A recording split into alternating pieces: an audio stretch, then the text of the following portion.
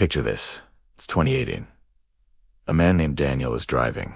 Life is normal, and then suddenly, tragedy strikes. A terrible car accident. And just like that, he's gone. When emergency services arrive, they find his phone among the wreckage. You know how important our phones are, right? They hold our memories, our conversations, our entire digital lives. But Daniel's phone, it was completely destroyed, shattered beyond repair. It looked like any secrets it held, any last messages or photos, were lost forever with him. Or were they? This is where the story takes an unbelievable turn. What if I told you that even from a completely obliterated phone, data could still be recovered? This isn't science fiction. It's a real story about what was found on Daniel's phone, and it's going to blow your mind. Stick around to find out what happened next.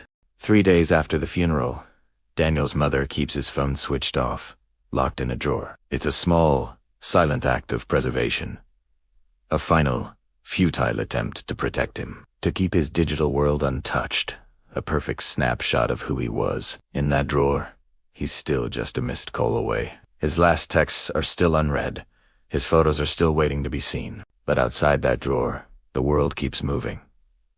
Notifications he'll never see pile up. Friends who don't yet know send messages asking where he is. His online games ping, wondering why he's offline. The silence of the phone is a heavy, suffocating blanket. It's a silence that screams a truth too painful to face. If you or someone you know is struggling with grief or mental health, please know you're not alone. Help is available. You can reach out to a crisis hotline or a mental health professional. Taking that first step can make all the difference.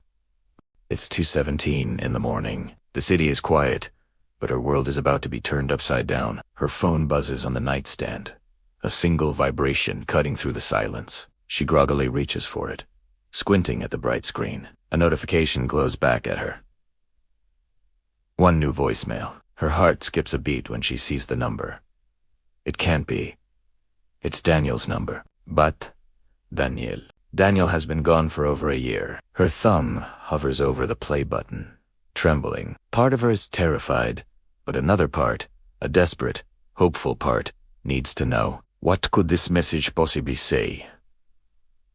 Who is on the other end of that line? With a shaky breath, she presses play, and a familiar static crackles to life, followed by a voice that chills her to the bone. What happens next will change everything she thought she knew. Have you ever received a call that sent a chill down your spine? Imagine this. You miss a call from your son. You'll check your voicemail, and his voice is trembling, panicked. All it says is, "Mom, don't answer the phone tomorrow." What do? Your mind starts racing. Is he in trouble? Is this some kind of prank? Or is it a warning about a danger you can't even comprehend? Every possibility is more terrifying than the last. You try calling back, but there's no answer. The silence is deafening. Tomorrow is coming, and with it a choice. Do you listen to his desperate plea and ignore every call? Or do you pick up, risking everything to find out what's happening to your son? What would you do? Let me know in the comments. And if you love mysteries like this, make sure to subscribe for more. The sun streamed through the blinds, painting stripes of light across the living room floor. It felt like any other morning. The smell of coffee was just starting to fill the air, and the kids were bickering over the last piece of toast. Suddenly, the silence was shattered by a phone ringing. It wasn't the familiar ringtone of a friend or family member. This was different. A cold, digital chirp from a number none of them recognized. They all froze, eyes locked on the screen. Who could it be? They exchanged nervous glances. My hand trembled as I reached for it, hesitating for a moment that felt like an eternity. Should I answer? My thumb hovered over the green button, every possible scenario flashing through my mind. Finally, taking a deep breath, I swiped to answer. A voice on the other end said something that would change everything. Thanks for watching, and don't forget to subscribe for part 2.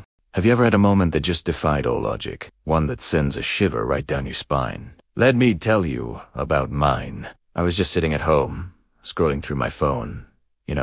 A totally normal evening. Suddenly, my phone rings. It's an unknown number, which is weird, but I answer it anyway. All I hear is static. Who's T-Slot? crackling noise on the other end. I say hello a couple of times, but nothing. Just static. I'm about to hang up, annoyed, when it happens. The loudest bang I have ever heard in my life shakes my entire house. I jump up, my heart pounding, and run to the window. The house next door, it's gone. A huge cloud of smoke and debris is where it used to be. The news later said it was a gas explosion, but they couldn't explain the timing. It happened at the exact second that call came through. Coincidence? I'm not so sure.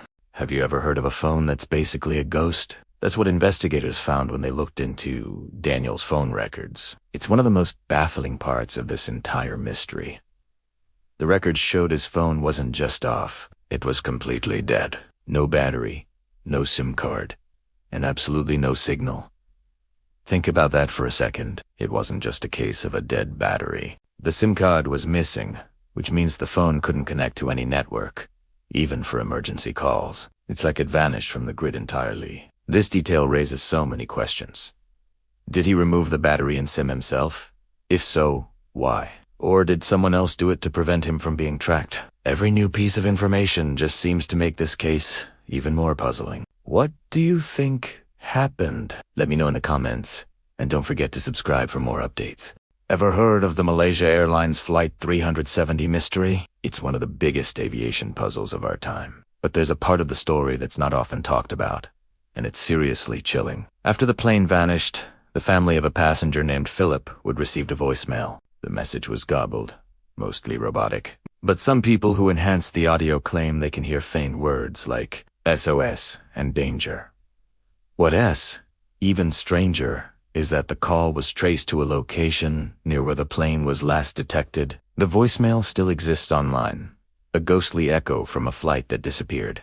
To this day, no one knows for sure who made that call or what it truly means. What do you think happened? Let me know in the comments. Thanks for watching.